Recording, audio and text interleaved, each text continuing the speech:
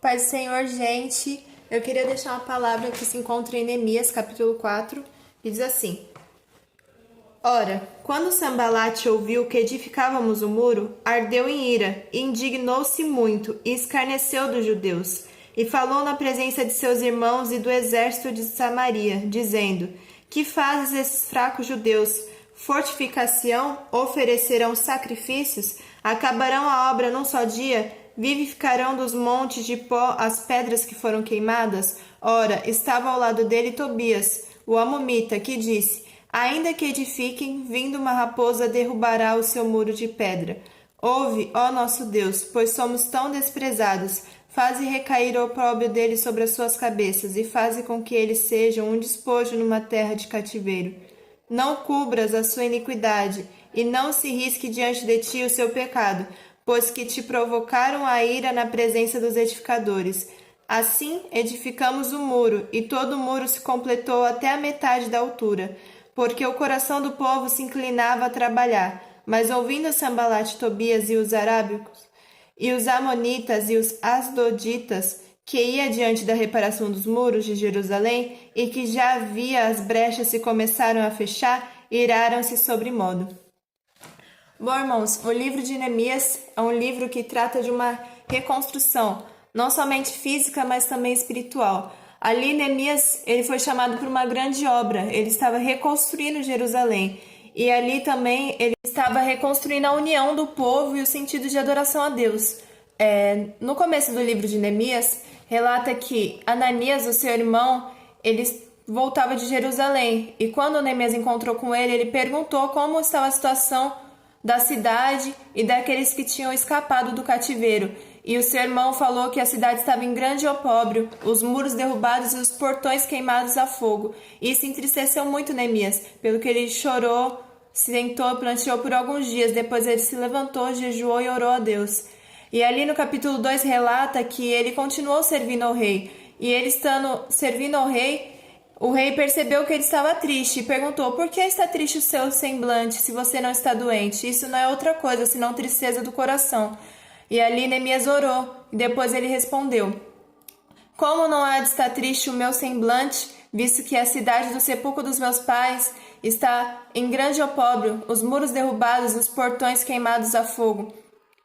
E ali o rei perguntou, o que ele queria que fosse feito. Ele orou novamente e respondeu, que ele gostaria de reedificar a cidade do sepulcro dos seus pais. Ali o rei perguntou quanto duraria aquela viagem. E Neemias pediu cartas para que ele pudesse ir até lá e pudesse edificar aquela cidade. E ali, quando ele estava lá com as cartas e indo sentindo a cidade, ele não declarou a ninguém aquilo que o Senhor tinha proposto no seu coração. E ele foi até lá sozinho para contemplar a situação da cidade, para ver com seus próprios olhos. Mesmo ele vendo a situação da cidade, ele não se desanimou. E ali, quando ele voltou para aqueles homens, ele pegou e declarou aquilo que ele pretendia fazer, que era reconstruir os muros.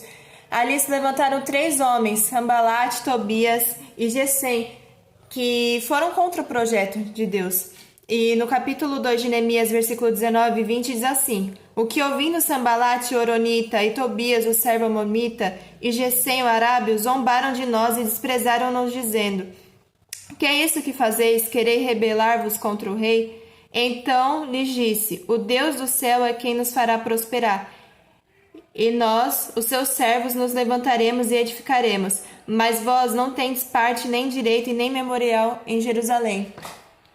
Ali, Sambalate, Tobias e Gesem representam um joio no meio do trigo. Aqueles que estão no meio daqueles que querem edificar, mas estão ali somente para implantar contenda, para desanimar os outros e para impedir que a obra venha a ser concluída.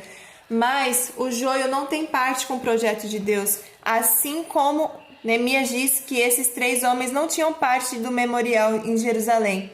Neemias, ele continuou com o seu projeto e nos capítulos seguintes nós contemplamos que a obra era muito rápida, tanto que o muro ele estava todo erguido, pedra sobre pedra, só faltava cobrir as brechas. E ali Sambalate e Tobias zombavam, dizendo que qualquer raposa, qualquer coisa que passasse por ali poderia derrubar aquele muro. Eu quero dizer que assim como Sanbalat e Tobias acompanhavam a obra, o inimigo também é assim, ele contempla as nossas vidas, ele nos sonda e ele observa tudo aquilo que nós fazemos. E assim como Sanbalat e Tobias observavam as brechas para declarar a queda daquele muro, assim também é o inimigo. Ele observa as brechas que nós temos nas nossas vidas e ele declara a nossa queda por conta dessas brechas.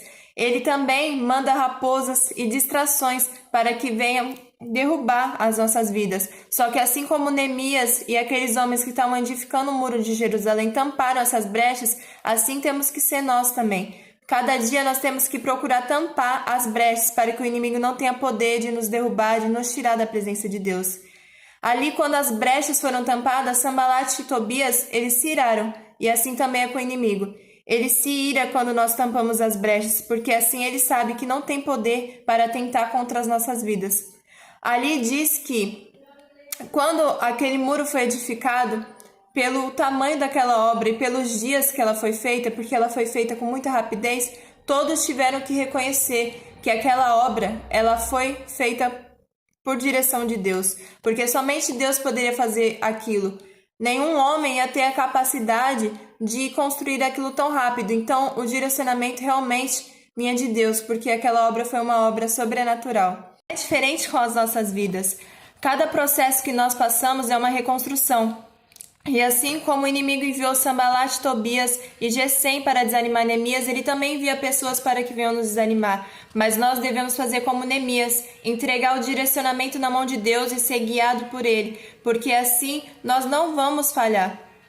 Assim como eles contemplaram aquela obra e tiveram que reconhecer que somente Deus poderia ter feito aquilo, assim também vai ser com as nossas vidas. Aqueles que contemplaram o nosso processo, a nossa dificuldade, quando verem o sobrenatural de Deus sobre a nossa vida, eles vão reconhecer, vão ver que realmente aquilo foi obra de Deus.